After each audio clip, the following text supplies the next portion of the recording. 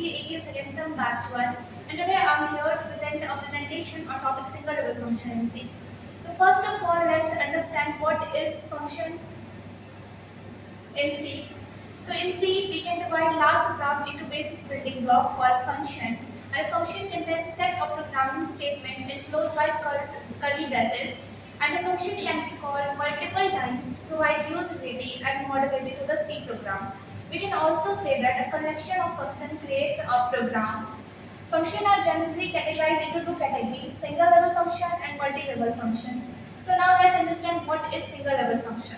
So it is a function where the execution of program start, and in this function every program has exactly one main function, and the name of that main function should always be main, not anything else, and the main function always return integer value or void, and a main function is also always called by the operating system, not by the user.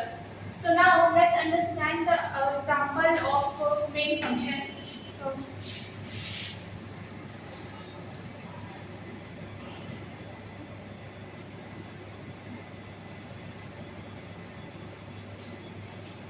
So here I write a simple program to print a string. In this, first of all, I include a header file. After that, I define a main function in which I write a statement to print a string, that is hello world, by using printer function. So now let's execute this program.